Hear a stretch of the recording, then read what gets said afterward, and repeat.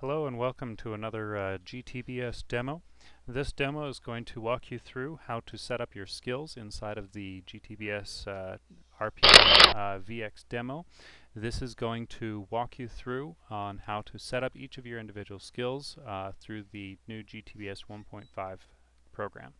So first, when you go ahead and you open it up and you select the GTBS weapon skills section here, and then first foremost is the immediate command for skill. So in the previous versions you had the ability to replace the skill name with something like earth, still, etc.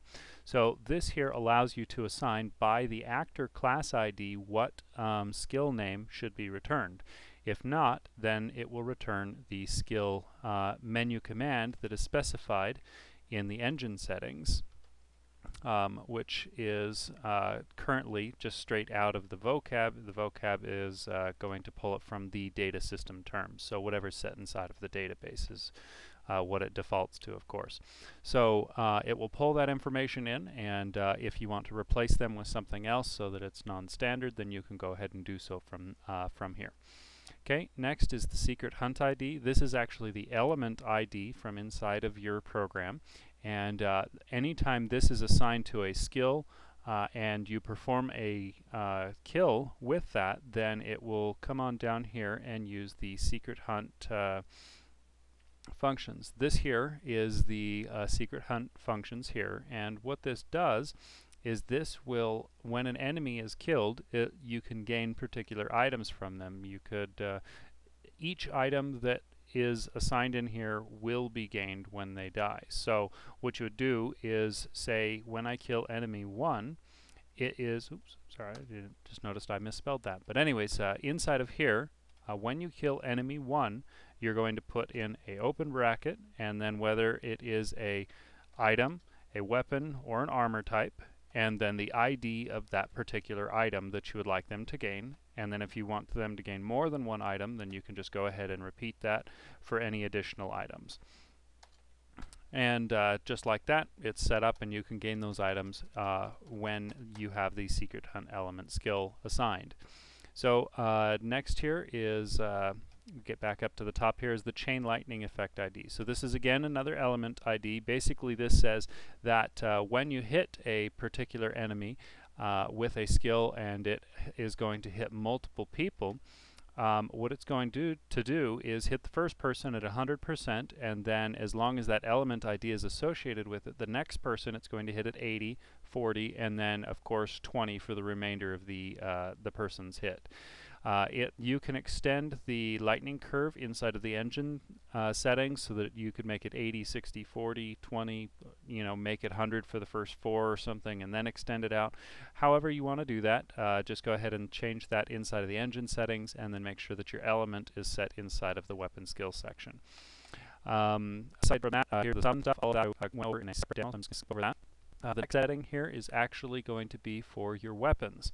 So this is the in order here, you've got maximum range, minimum range, whether or not the item is a bow, that will help it in determining whether or not if it's going to be a straight and or arched projectile. Well, I'm sorry, no, those are actually assigned by the element types, but this here allows it to allow the L-shape positions basically, so that when you're fighting with a weapon and it is set to bow is equal to false, then you're restricted to line of sight, straight this way, or straight left, straight up, straight right. When it's set to true, it'll allow you the in-between areas, so off to your upper left, etc., as long as you're using the bow L-shapes option. And then the next item here is line to target. Again, this here is forcing, even though it may be a bow, to be straight left, straight up, etc.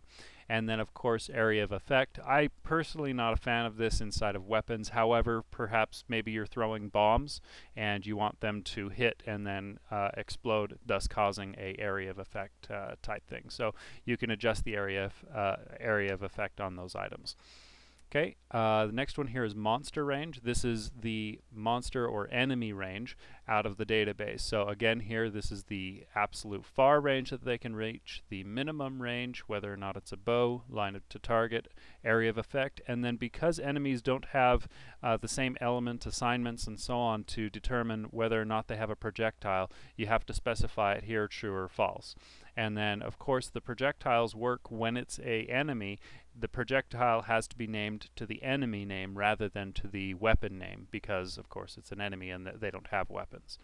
So next here is skill IDs, very much the same thing here. We're going to say range max, range min. In this case it's line skill, whether or not it should include or exclude the caster, and then a new feature in 1.5 is a minimum range so that you can have kind of like bow effects that we had in the previous versions. Skill rating, this is part of the new AI thing. Because skills for actors don't actually have ratings, so this is specifically for AI controlled units. A particular skill, what is the rating for that item? There's been some expressed interest in adding the ability to have this associated with particular actors, so they're going to have a higher rate to perform a particular skill than other actors. So anyways, that's one of the new features there to 1.5. This one here is the skill use action. So this is again a new feature to 1.5. This basically says that when I cast this particular skill, as long as it returns a false, that indicates that that is not going to use my action for the turn. This is to kind of emulate the Super Robot Taisen features that people have been requesting. So that way there they can cast a couple of buff ups and then they can go ahead and take their turn. If it's not specified in here, it's going to return true, thus saying that it is going to use your action. So secret hunt stuff we already went over. Drain skills. So drain skills is something that was implemented back in 1.4. Basically the skill ID is mentioned here, and then it will absorb 50% and or 75, 100, or if it's not specified then you will absorb 0 of the damage that is inflicted. Okay, and exactly if it attacks them and then it actually does negative damage, then they'll gain from you. Essentially, would be the same idea. Let's see, slip damage effect. This here is so that you can set specific slip damage values. So if you want it to always only gain 25 on a regain each round, rather than being 10% of your health all the time, you can actually specify that in here as far as exactly how much you want it to deduct or add. The negative values imply a addition, while the positive values imply damage inflicted. Okay, a new feature to 1.5 is the chemist class item.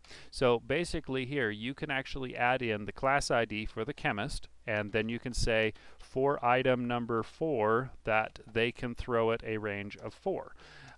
This overrides the standard item setup right here for everyone else. This allows you to say that if I'm a chemist, I can throw this item twice as far as a standard actor does. Kind of trying to emulate the Final Fantasy Tactics features there. But anyways, once you get finished with that, you can go ahead and add an additional class ID who they want to do that, etc. So you can feel free to play around with those new features, and then from previous versions all the way back to 1.0, skill weight. If you're using the weight skills, then this one here is the amount of time in which it takes to cast this particular skill, and it is actually given to the actor, and then their intelligence is minus from it until it hits 0. As soon as it hits 0, then the skill is cast. That is only available when you're in ATB mode. The next one here is capture to actor ID. This here is part of a when I when I attack a particular person, I want the ability to capture them to my team. This here was actually requested by a person on the Creation Asylum called Odinel. The point of this is so that you can capture enemies, and then what they will do is once they're captured to you, that would be the enemy ID, they will return and be actor ID number 2. the chances of capturing them, and then the capture multiplier. This makes it so as they get weaker, the more likely that it is that they're going to be captured. I can give a quick tutorial on that one at a later time in order to show you how to use that, because that one has to be done using eventing. So anyways, those features are available to you there, and that is it for our demo. So thank you very much. Catch you later.